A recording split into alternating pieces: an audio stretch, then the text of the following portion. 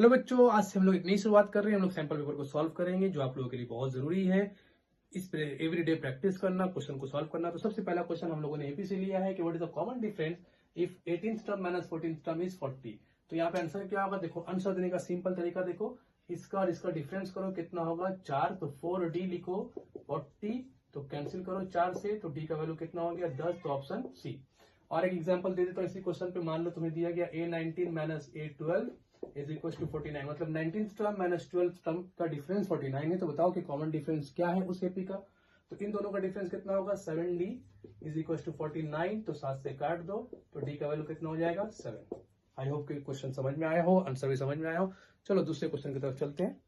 Problem में E is word is the event of a card not an ace of heart. E एक ऐसा event है जिसे बता रहा है कि एक कार्ड है जो कि नहीं है हार्ट एस, एस नहीं है हार्ट का। ठीक है, वो कार्ड एस नहीं है हार्ट का। तो क्या हो सकता है? कुछ भी हो सकता है। तो पहले ये सोचना है कि हार्ट में एस होता कितना है। तो जवाब है एक। मतलब ई जो कार्ड है वो वन पीस नहीं है, मतलब एस नहीं है हार्ट का। तो इसके अलावा मतलब 51 कार्ड में से कुछ भी हो सकता है। तो इसका ऑप्शन क्या होगा? 51। कॉपी करो इसे भी। तो यहाँ पर फर्स्ट टर्म एक एपी का दिया हुआ है पी और कॉमन डिफरेंस दिया हुआ है क्यू। बोल रहे हैं कि 10th टर्म का वैल्यू क्या होगा। तो ये सिंपल सा प्रॉब्लम है। हम लोग जानते हैं कि nth टर्म का फॉर्मूला क्या था? a plus N minus 1 into d. तो 10th टर्म 10 पुट करते हैं, a प्लस 9d। अब चूंकि a का वैल्यू p है और d का वैल्यू q है, तो p प्लस 9q ऑप्शन 3। एक सर्कल में दो कॉर्ड एक दूसरे को इंटरसेक्ट कर रहे हैं पॉइंट ई पर। ए बी और सी डी दो कॉर्ड है पॉइंट ई पर एक दूसरे को इंटरसेक्ट कर रहे हैं। यहाँ पर दिया हुआ है ए का वैल्यू 3.2। चलो ठीक है, मान लेते हैं ए का वैल्यू 3.2, बी का वैल्यू 2.4 और सी का वैल्यू 1.6, डी का वैल्यू पूछा गया। तो हम लोग जानते हैं कि ये प्रॉपर्टी में से है कि A E into B E is equal to C E into D E. तो ए का वैल्यू 3.2 है, बी का वैल्यू 2.4 है, सी का वैल्यू 1.6 है, डी का वैल्यू मुझे निकालना है। सपोज कर लो x है, तो ये दो बार कट जाएगा, ये कितना हो जाएगा? x का वैल्यू 4.8। ठीक, कॉपी कर लेते हैं। cos 9 अल्फा का वैल्यू sin अल्फा है, देन tan अल्फा का वैल्यू 5 अल्फा का वैल्यू क्या होगा? फिर से देखो, cos 9 अल्फा कितना है, sin अल्फा। पूछा है कि tan 5 अल्फा का वैल्यू इसमें से कौन सा हो सकता है। तो यहाँ पर देखो, सिंपल तरीके से हम लोग क्या करते हैं, cos 9 alpha is equal to sin alpha दिया हुआ है। एक काम करते हैं, इसे cos रहने दो, इसे हम लोग लिख देते हैं cos 90 माइनस अल्फा, क्योंकि साइन को हम लोग लिख सकते हैं sin 90 माइनस अल्फा। अब ये 9 अल्फा बराबर हो जाएगा 90 माइनस अल्फा का। अल्फा को उधर शिफ्ट करते हैं तो 10 अल्फा बराबर हो जाएगा 90 का। तो अल्फा का वैल्यू कितना हो जाएगा? 9। अब मुझे tan 5 अल्फा का वैल्यू निकालने बोला है, तो tan 5 alpha is equal to tan 5 into 9, तो कितना हो जाएगा? tan 45। और tan 45 डिग्री का वैल्यू होता है 1। तो ऑप्शन डी। ठीक, कॉपी करो। एक रॉड है, रेशियो उसके लेंथ, रॉड के लेंथ का रेशियो और उसके शैडो का जो रेशियो है 1/√3 दिया हुआ। देखो, ratio of length of rod to its shadow is 1/√3, then the angle of elevation of the sun. तो एंगल ऑफ एलिवेशन कितना होगा? तो यहाँ पर हम लोग एक काम करते हैं, एक ट्रायंगल बना लेते हैं पहले। मान लो ये रॉड है और इस रॉड का एक शैडो, यहाँ पर सन है कहीं पर। ठीक है, और इसका शैडो ऐसे करके आया, यहाँ पर रे ऑफ लाइट आया और ये पूरा शैडो बना। ये 1/√3 इसका रेशियो दिया हुआ, दिस बाई दिस। तो ये मान लो थीटा एंगल। तो यहाँ पे tan theta is equal to हम लोग बोल सकते हैं परपेंडिकुलर बाई बेस। और ये कितने डिग्री में होता है? तो हम लोग जानते हैं कि ये 30 डिग्री में होता है। तो थीटा का वैल्यू कितना होगा? 30 डिग्री। तो ऑप्शन सी। पर देखो, एक सर्कल है जिसका रेडियस है 35 मीटर, उसके चारों तरफ एक पाथ बनाया गया, उस पाथ की चौड़ाई है 7 मीटर। पूछा जा रहा है कि वो पाथ का एरिया कितना होगा। ऐसे कुछ मान लो, एक सर्कल है ये, और इसका रेडियस 35 दिया हुआ है। इसके चारों तरफ ना ऐसे करके एक पाथ बनाया गया, रास्ता बनाया गया, और इस रास्ते का जो चौड़ाई है वो 7 मीटर है। ठीक, तो ऑब्वियस, तो इस सर्कल का जो आउटर सर्कल बन रहा है इसका रेडियस कितना हो जाएगा? 42। तो मुझे पूछा गया कि ये पाथ का एरिया कितना है। तो हम लोग क्या करते हैं, पाथ का एरिया निकालने के लिए पाई आउटर रेडियस 42 का स्क्वायर माइनस इनर रेडियस 35 का स्क्वायर। तो 22/7, इसे ए स्क्वायर माइनस बी स्क्वायर का फॉर्मूला याद होगा, ए स्क्वायर माइनस बी स्क्वायर, ए प्लस बी इंटू ए माइनस बी। वो फॉर्मूला यूज कर दो।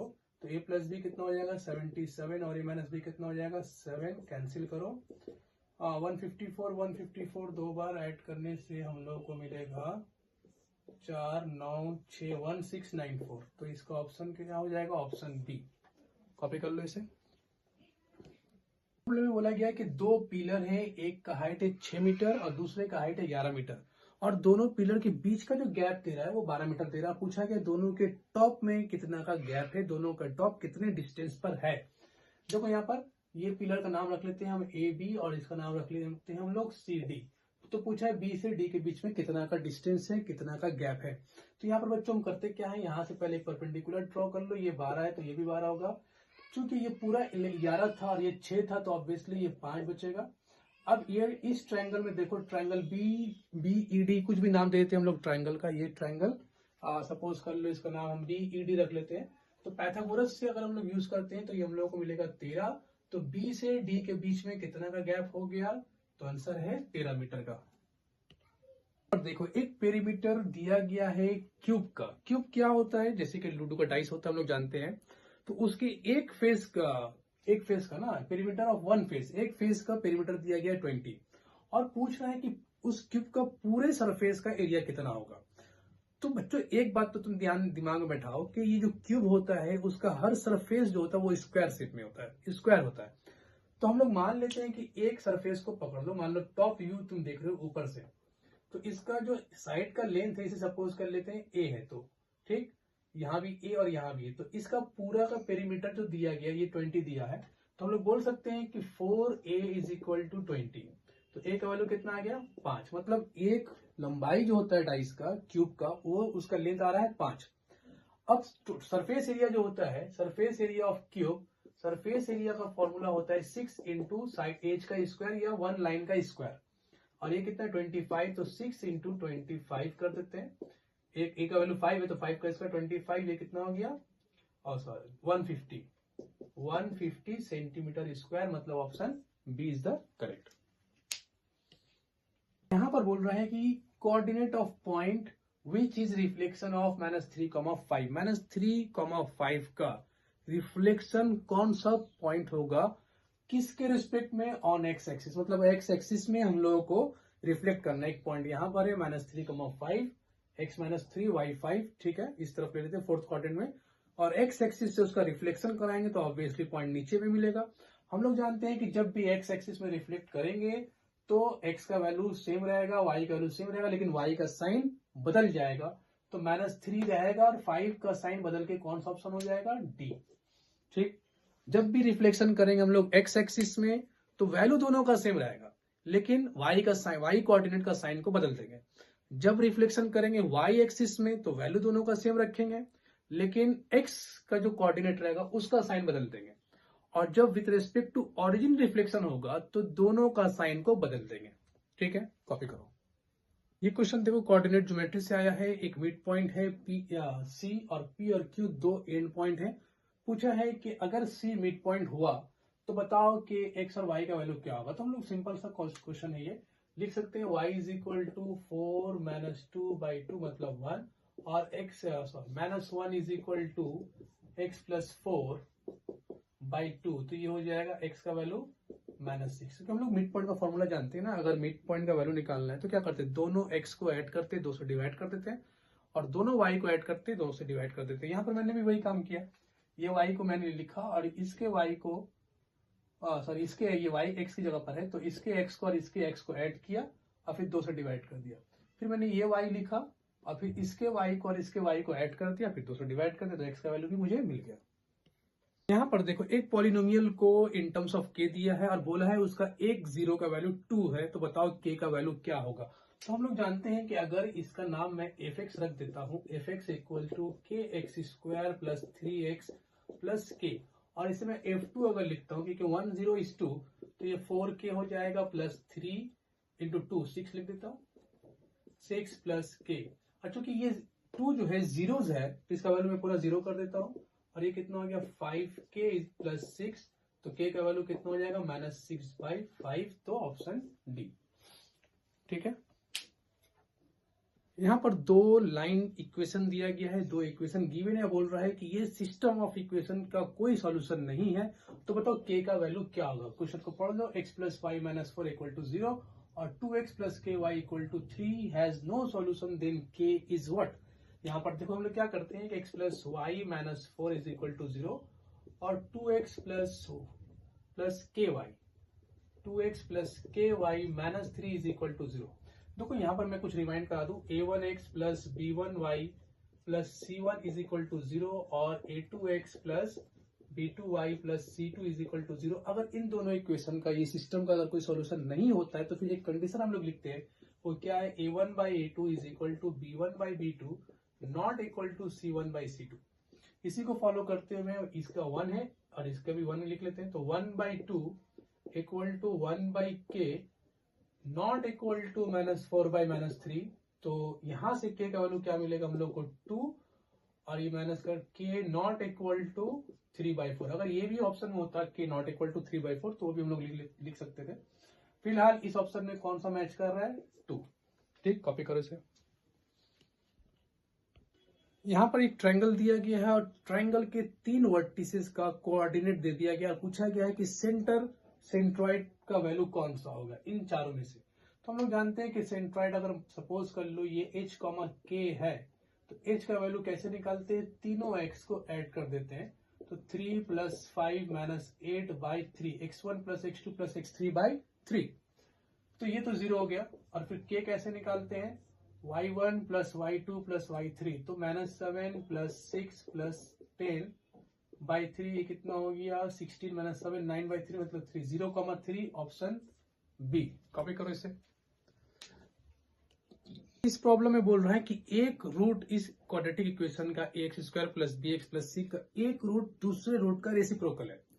पता है ना, दो रूट निकलता है, क्वाड्रेटिक इक्वेशन है तो x का दो वैल्यू निकलेगा, तो एक रूट दूसरे रूट का रेसिप्रोकल है।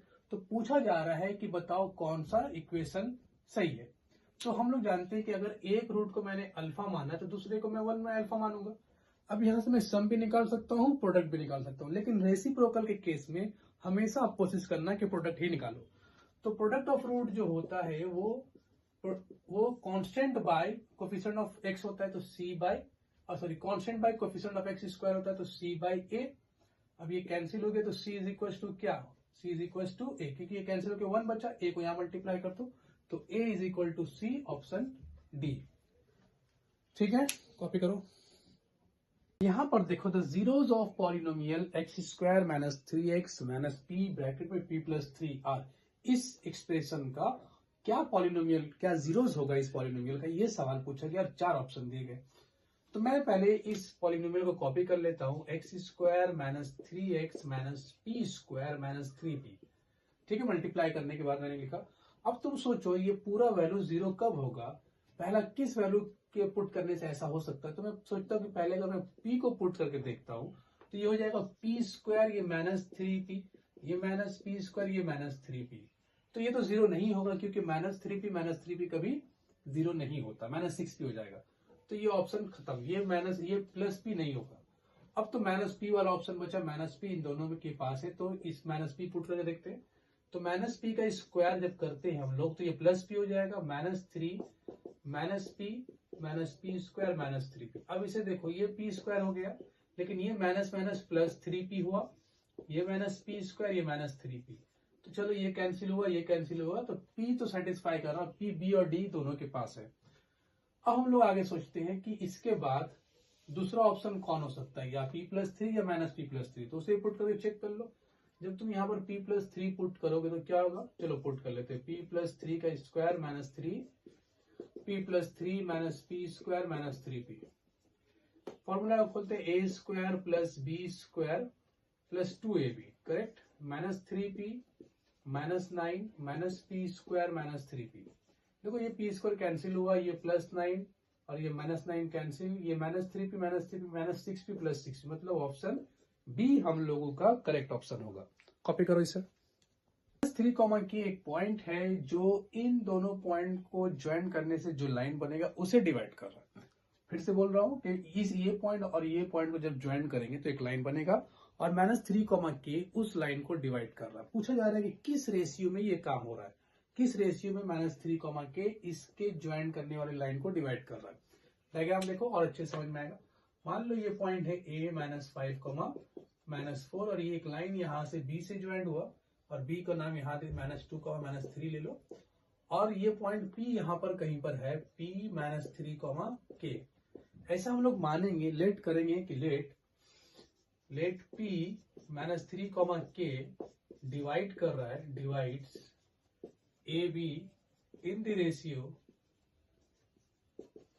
किस रेशियो में, m:n। ठीक, तो यहां पर m:n दे दो। अब यहां से हम लोगों को ये रेशियो निकालना है, m:n का मतलब 1:k भी ले सकते हैं अलग अलग तरीके से, तो हम यहाँ m:n करके बना रहे हैं। तो सबसे पहले -3 का वैल्यू निकालते हैं, तो -3 इज इक्वल टू क्या होगा, m यहाँ मल्टीप्लाई होता है -2, क्योंकि -3 जो है वो x का वैल्यू है, तो ये वाला m इसके x से और ये वाला n इसके x से मल्टीप्लाई, ये 5 है, ये वाला n इसके x से मल्टीप्लाई होगा, तो ऐसे लिखते हैं -2m plus -5n bye ratio का सम होता है m प्लस n। इसे सॉल्व करते हैं हम लोग, -3m is equal to -2m -5n। अब ये -2m को -5n को धर लो, -3n प्लस 5n और ये -3n को धर लो तो 3m -2n। ये कितना हो जाएगा, ये 2n बन जाएगा और ये m बन जाएगा। अब यहां से m2/1 is equal to m/n, तो m:n कितना हो गया, इज इक्वल टू 2:1। तो रेशियो क्या हो गया, 2:1 का रेशियो गया। अब मुझे k निकालना है, तो इसी 2:1 का रेशियो का मैं यहाँ पर इस्तेमाल करके k निकालूंगा। इसे कॉपी कर लेना, मैं इसे इरेज कर रहा हूं। ओके, चलो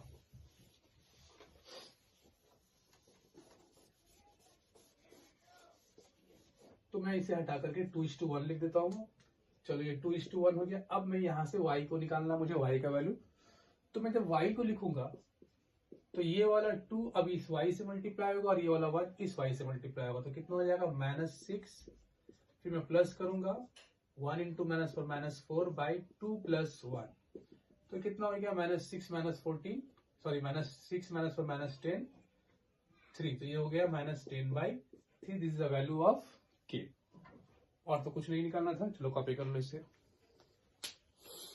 हमको देखो एक सर्कल है और इस सर्कल के बाहर एक्सटर्नली एक पॉइंट है, एक्सटर्नल पॉइंट P नाम दिया गया उसे।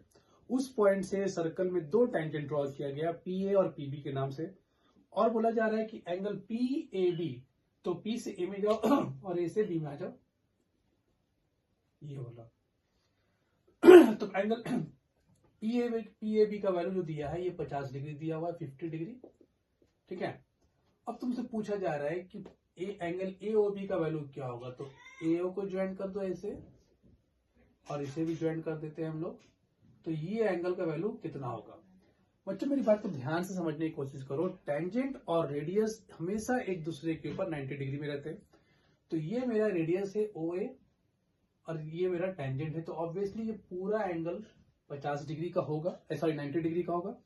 अब 90 में से ये थोड़ा सा एंगल तो 50 डिग्री हो गया, तो ये बचा हुआ एंगल कितना डिग्री होगा, तो ऑब्वियसली ये 40 डिग्री होगा, ठीक है। तो हम लोग बोल सकते हैं, यहाँ पर सॉल्यूशन शुरू करते हैं कि tangent and radius are perpendicular to each other since OA perpendicular to AP, ठीक है ना।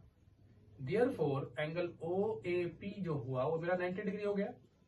अब मैं बोलता हूं angle PAB is equal to 50 degree, ये गिवन है, तो इसका मतलब हम लोग बोल सकते हैं therefore angle BAO is equal to 40 degree, 90 - 50, और एंगल BAO और ABO भी 90 डिग्री होगा। Angle ABO is equal to 40 degree होगा, क्यों, because this is an isosceles triangle और ये रेडियस OA और OB बराबर है, तो हम लोग लिख सकते हैं OA is equal to OB। तो आइसोसेलेस ट्रायंगल बनने की वजह से ये एंगल भी कितना हो गया, 40 डिग्री।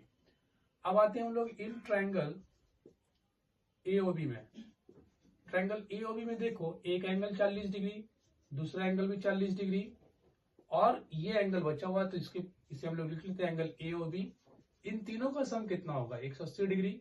देयरफॉर हम लोग बोल सकते हैं एंगल AOB का वैल्यू 100 डिग्री। ये 40 + 40 वहां जाकर के माइनस कर देंगे, तो ये कितना हो जाएगा 100 डिग्री। कॉपी कर लो इसे। गया है कि एंड से सेवेंथ टर्म का वैल्यू क्या होगा। देखो अब तक तो हम लोग स्टार्टिंग से करते हैं, जैसे कि यहाँ पे फर्स्ट टर्म 7 है, सेकंड टर्म 10 है, थर्ड टर्म 13 है, तो स्टार्टिंग से सेवेंथ टर्म बोलता है तो उसका फॉर्मूला हम लोग जानते हैं। इस प्रॉब्लम में बोला गया है कि एंड से यहां से जब तुम सेवेंथ टर्म में पहुंचोगे तो उस सेवेंथ टर्म पे तुम्हें कौन सा वैल्यू दिखेगा। तो इसका भी हम लोग के पास फॉर्मूला है। सेवेंथ टर्म जब हम लोग को फ्रॉम एंड बोलता है, सेवेंथ टर्म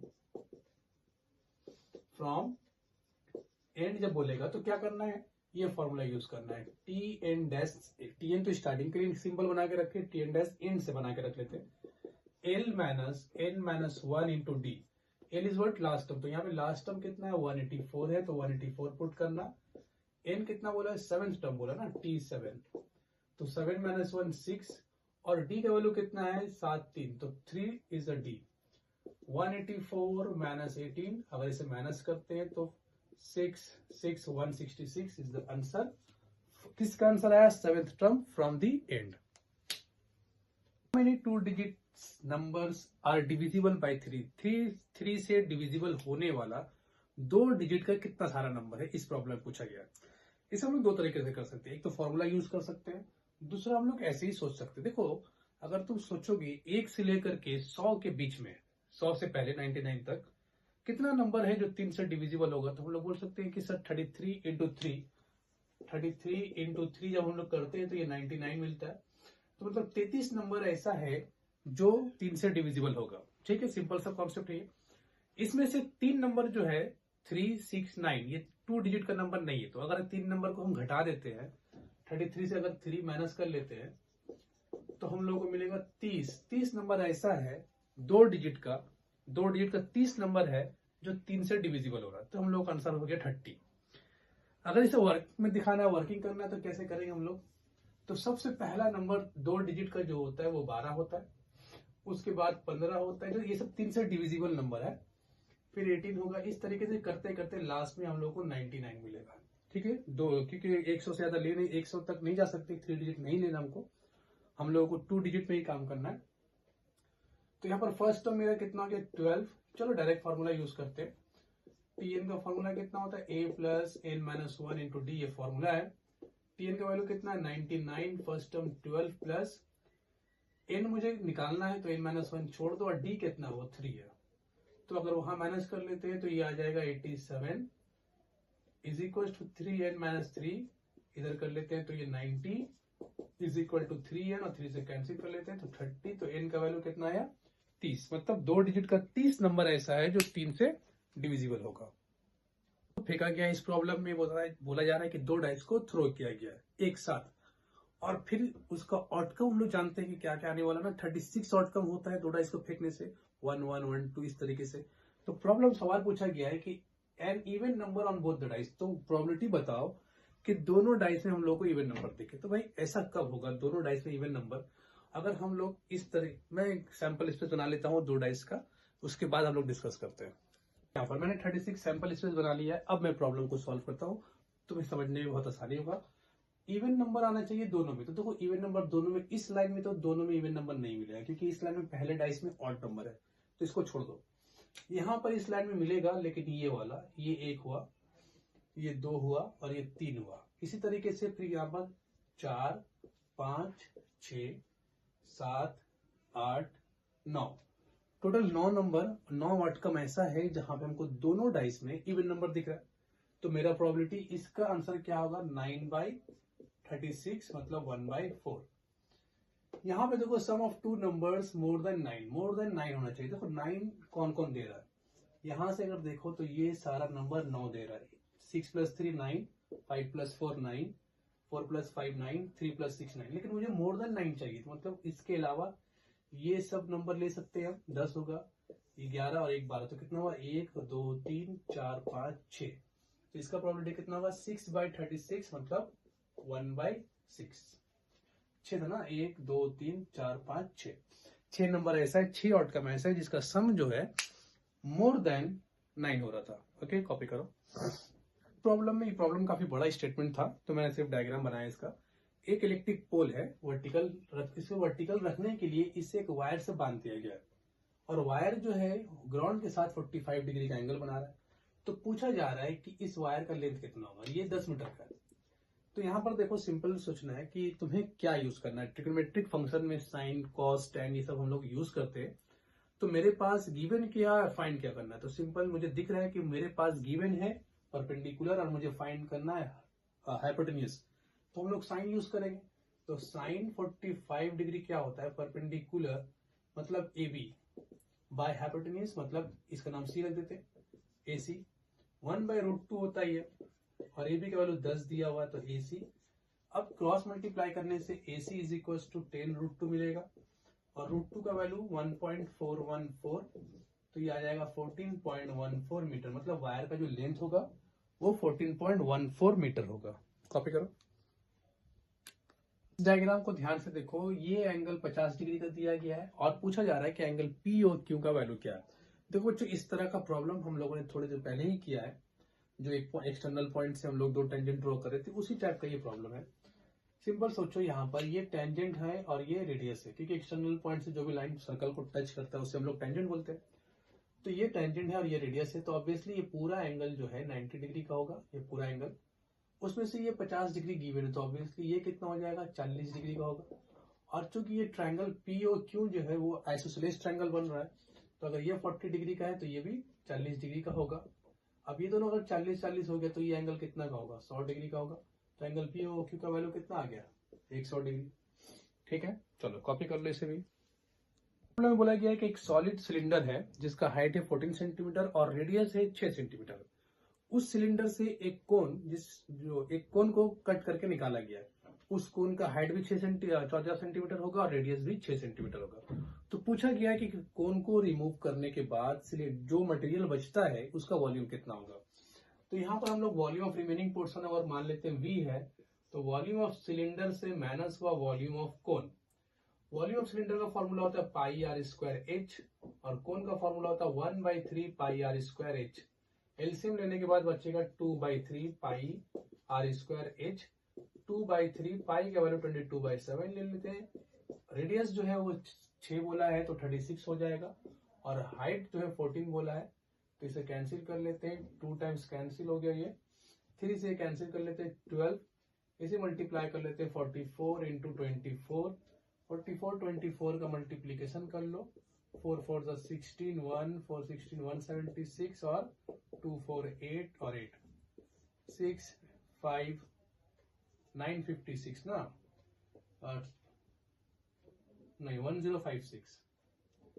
1056 सीएम क्यूब। ये वॉल्यूम बचा हुआ रह गया है किसका, सिलेंडर से कोन को रिमूव करने के बाद जो मटेरियल बचा उसका वॉल्यूम कितना रह गया, 1056 सेंटीमीटर क्यूब। प्रॉब्लम को देखो, एक क्वाड्रेंट है OPBQ। OPBQ क्या है, एक क्वाड्रेंट है और उसके अंदर एक स्क्वायर बना हुआ है OABC। अब पूछा जा रहा है कि अगर स्क्वायर को रिमूव कर दे या हटा दे तो ये शेडेड पोर्शन का एरिया कितना होगा। स्क्वायर का जो साइड दिया हुआ है वो 7 सेंटीमीटर दिया हुआ है। तो सबसे पहले हम लोगों को क्वाड्रेंट का एरिया निकालना है और फिर स्क्वायर का एरिया निकालना है, और उसको दोनों को जब माइनस कर देंगे तो हम लोगों को मिल जाएगा एरिया ऑफ शेडेड पोर्शन। तो सबसे पहले देखो, ये सर्कल का रेडियस कितना होगा, तो हम लोग कह सकते हैं कि वो स्क्वायर का डायगोनल होगा। और ये डायगोनल जो है इस ट्रायंगल के हिसाब से हाइपोटेन्यूज बन गया, तो हम लोग पाइथागोरस यूज करके OB को निकाल सकते हैं। तो OB का वैल्यू कितना होगा, √749 + 49 मतलब 7√2 होगा। ये वाला वैल्यू 7√2 हो गया। ठीक है, अब एरिया ऑफ शेडेड पोर्शन अगर हम लोग को निकालना है, एरिया ऑफ शेडेड पोर्शन, तो हम लोग क्या करेंगे, area of quadrant minus area of square, इन दोनों को माइनस कर लेते हैं। तो एरिया ऑफ क्वाड्रेंट का area pi r square by 4 minus area of square side का स्क्वायर, तो पाई का वैल्यू 22/7 ले लेते हैं इंटू 1/4 भी है, और रेडियस जो है वो OB मेरा रेडियस बन गया ना, ये तो OB रेडियस बन गया। रेडियस 7√2, इसका स्क्वायर करेंगे तो 49 इंटू 2, ये 7 से कट गया, 7 7 49, 2 से काट दो ये 11, तो ये 77 हुआ। माइनस अब साइड का स्क्वायर, इसका एरिया कितना था 7, साइड कितना था 7, तो एरिया कितना हो गया 49, माइनस 49 करो, 17 - 9 8 और 6 - 4 28, तो एरिया ऑफ शेडेड पोर्शन कितना हो जाएगा 28 सेंटीमीटर स्क्वायर। तो मेरे ख्याल से ये सारी बातें, और भी क्वेश्चन हैं बहुत सारे, हम लोग बहुत सारे सैंपल पेपर को सॉल्व करने वाले। ये तो आज पहला सैंपल पेपर था जिसमें मैंने अलग अलग तरह के क्वेश्चन को सिलेक्ट किया आप लोगों को समझाने के लिए। वैरायटी ऑफ क्वेश्चन मैंने कोशिश की बताने के लिए। फिर नेक्स्ट वीडियो हम लोग एक नए सैंपल पेपर के साथ मिलेंगे। ठीक है, तब तक के लिए बाय।